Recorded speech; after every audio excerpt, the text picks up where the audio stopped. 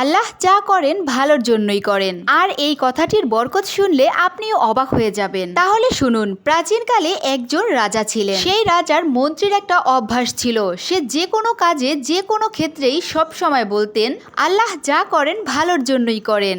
একদিন রাজামশাই ফল কেটে খাচ্ছিলেন, ফল কাটতে গিয়ে তার আঙুলি কেটে গিয়েছিল। তখন ওই মুহূর্তে মন্ত্রীমশাই বলে উঠলেন আল্লাহ যা করেন ভালোর জন্য করেন। মন্ত্রীর এমন কথায় রাজামশাই খুব রেগে গেলেন এবং বললেন আমার হাত কেটে গেছে আর তুমি বলছো আল্লাহ যা করেন ভালোর জন্য করেন, এখানে আমার খারাপ ছাড়া ভালোটা কি হলো? তৎক্ষণাৎ রাজামশাই সেনাপতিকে ডেকে বললেন এক্ষুনি মন্ত্রীমশাইকে কারাগারে বন্দি করো। রাজার হুকুম অনুযায়ী সেনাপতি মন্ত্রীকে কারাগারে বন্দি করলেন। কারাগারের ভেতর ঢুকতেই মন্ত্রী আবারও বলে উঠলেন আল্লাহ যা করেন ভালোর জন্যই করেন। রাজামশাই তখনও মন্ত্রীর কথা শুনে অবাক হলেন এবং সেখান থেকে চলে গেলেন। কিছুদিন পরে হঠাৎ রাজার মন চাইল পশু শিকার করার জন্য।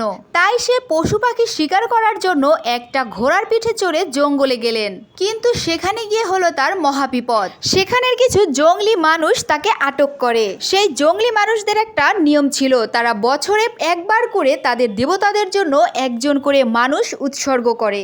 এবার তারা ভাবছিল তারা তাদের দেবতার জন্য রাজাকেই উৎসর্গ করবে এবং রাজাকে যখন বলি দেওয়ার জন্য প্রস্তুতি নিচ্ছিল তখন একজন হঠাৎ করে চিৎকার করে বলে উঠল রাজাকে বলি দেওয়া যাবে না, কারণ তার একটা আঙুল কাটা।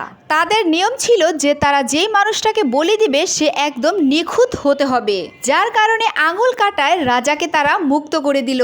তখন রাজা এক দৌড়ে একদম কারাগারে মন্ত্রীর কাছে ছুটে এলো এবং মন্ত্রীকে জড়িয়ে ধরে বলল তুমি একদম ঠিক বলেছ, আল্লাহ যা করে তার বান্দার ভালোর জন্যই করে। আজ আমার এই আঙুল কাটার জন্য আমি আমার জীবন নিয়ে ফিরে আসতে পেরেছি।